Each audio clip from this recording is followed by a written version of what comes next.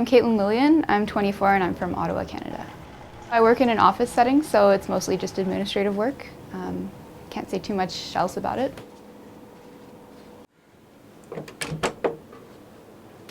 I've been sewing for about 10 or 11 years now, but I only started really making costumes seriously about 2 or 3 years ago.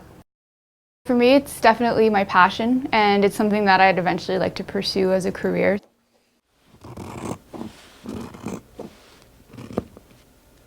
I've always been a gamer, since I was a little kid. I remember the first video game I ever played, I think I was 5, and it was Tomb Raider. My interest in making costumes extended from always being into that. I also made a lot of my own clothes during high school because I was into goth style, and there was no Hot Topic when I was in high school, so you kind of had to make it yourself. Most of my stuff was really ugly, but I'd force myself to wear it anyway because I'm I made this, I'm proud. I have social anxiety disorder, so it's very hard for me to go out and talk to people just on my own. There's no way I would just strike up a conversation with someone.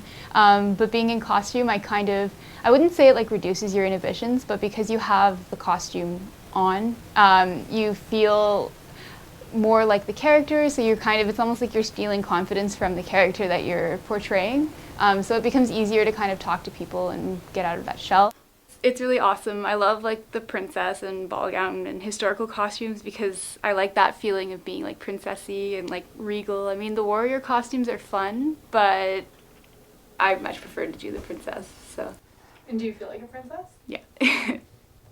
So there's a hoop skirt and then a petticoat underneath that I made to give it the amount of poof that it has.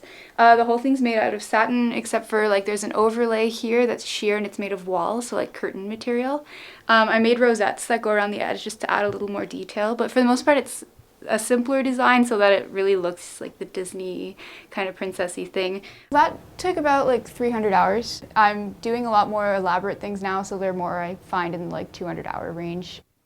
It's kind of something that's always in the back of my mind, even when I'm at work. I want to just get home and work on it, because it's now I get to be fully creative. So that's why it's kind of a motivation for me. There's a lot of people who are unsatisfied with their regular jobs, and they might have a hobby that they're secretly passionate about. But if you kind of pursue it, you can kind of decide are you passionate enough about this to turn it into your career, or is it something that's just kind of fulfilling to do on the side? You kind of have to make time for it. If you're passionate enough that you're motivated to do it, you'll find a way to move your schedule around. Oftentimes people say they don't have time for it, but if you kind of look at what you're doing in your day, often we spend hours and hours watching TV or going on social media, and you could be doing something that's probably more rewarding than that.